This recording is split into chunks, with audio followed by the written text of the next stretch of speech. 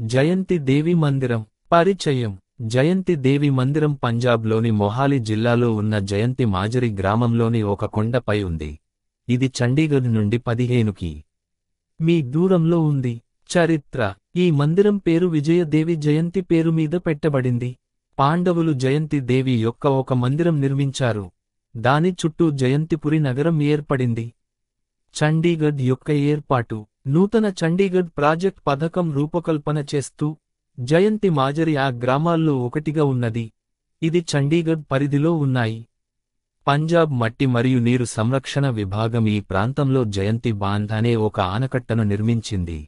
ఇది వర్షపు నీటిని సేకరించడానికి ఒక జలాశయాన్ని నిర్మిస్తుంది. ఈ నీటిని పంటల పండించడానికి ఉపయోగిస్తారు.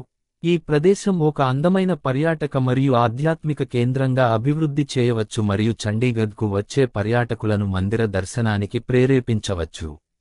ఉక్తి పరంపర. మాత జయంతి దేవి యొక్క మాటల పరంపర దాదాపు 550 సంవత్సరాల పాతది. లోడి వంశం కాలంలో. ఆ సమయంలో హత్నౌర్ అనే ఒక జాగీర్ రాజుకు 22 సోదరులు ఉన్నారు. ఒక సోదరుని వివాహం కాంగ్రా రాజుకు కుమార్తెతో జరిగింది. ఆవిడ మాతా జయంతి దేవి భక్తురాలు.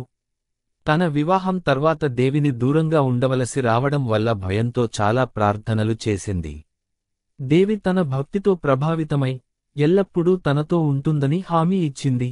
బారాత్ హత్నౌర్ నుంచి తిరిగినప్పుడు వరుడి పల్లకి ఆకస్మికంగా చాలా భారమైంది. వరుడు తన తండ్రికి తన స్వప్నం గురించి చెప్పింది. రాజు దేవి విగ్రహాన్ని మరో పల్లకిలో ఉంచి తన కుమార్తెతో పంపించాడు. హత్నౌర్ రాజు తన జాగీర్లోని ఒక కొండపై దేవి మందిరాన్ని నిర్మించాడు. హత్నౌర్ రాజ్యంపై కబ్జా చేసిన గరీబు అనే దొంగ తరువాత ఈ మందిరాన్ని పునర్నిర్మించి విస్తరించాడు. ప్రాముఖ్యత. మాతా జయంతి దేవి కాంగ్రా లోయలోని 7 దేవతలలో ఒకరు. ఇతర దేవతలు నైనాదేవి, జ్వాలాముఖి, చింతపూర్ణి, మాత మంసాదేవి, బ్రజేశ్వరి మరియు చాముండాదేవి. జయంతి మాజరి గ్రామస్థులు తమ ఇళ్లను ఒక అంతస్తుతో పరిమితం చేస్తారు. మందిరం అడుగున ఒక పాత బావి ఉంది. ఇది సంవత్సరం పొడవునా తీయని నీటిని అందిస్తుంది. మాతా జయంతి దేవి భక్తుల ప్రార్థనలు వినే దేవతగా పరిగణించబడుతుంది. భౌగోళికం. మందిరానికి వెళ్లే రోడ్డు పక్కన గోధుమ మరియు బియ్యం పంటలు, కిక్కర్, పీపల్ మరియు మామిడి చెట్లు ఉన్నాయి. చుట్టూ ఆకుపచ్చ మరియు చిన్న పెద్ద కుంటలు ఉన్నాయి. ఈ మందిర ప్రాంతం ఎత్తైన ప్రదేశాలు మరియు కొండలతో చుట్టి ఉంటుంది. ఇది ఒక రహస్యమైన స్వభావాన్ని ఇస్తుంది. మందిరం సముదాయం. మందిరం వద్ద ఒక పెద్ద పార్క్ మరియు జయంతి పురాతత్వ మ్యూజియం ఉంది. మందిరం ప్రవేశం ఒక భారీ గేటు నుండి జరుగుతుంది మరియు దాదాపు 100 సులభమైన మెట్లు మందిరం సముదాయానికి తీసుకెళ్తాయి. మెట్ల పక్కన నారియల్, వలయాలు, ఆభరణాలు, భక్తి పాటల క్యాసెట్లు, బొమ్మలు మరియు దేవి చిత్రాలు అమ్మే దుకాణాలు ఉన్నాయి. ఈ మందిరం కొండ యొక్క అగ్రశిఖరంలో ఉంది. ఇక్కడ నుండి చుట్టూ అందమైన దృశ్యం చూడవచ్చు. గర్భగుడిలో దేవి కర్ విగ్రహం ఉంది మరియు బయట శివుడు, గణేశుడు, లక్ష్మి, బాలసుందరి మరియు లోకదేవుని విగ్రహాలు ఉన్నాయి. ఉత్సవాలు.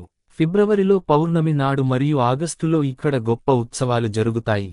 ఇందులో సుమారు 1.5 లక్షల మంది పాల్గొంటారు. భక్తులు నవరాత్రి, ఇతర శుభ రోజులలో మరియు ఆదివారాలలో కూడా ఇక్కడకు వస్తారు. మందిరం నిర్వహణ 2 కమిటీలు నిర్వహిస్తాయి. అందులో ఒక కమిటీ పూజారి కుటుంబం మరియు జయంతి మాజరి గ్రామస్థులది మరియు మరొకటి ముల్లాన్పూర్ నివాసులది. 2 కమిటీలు భండారాను నిర్వహిస్తాయి. ఆదాయం యొక్క ఏకైక మూలం భక్తుల సహకారం.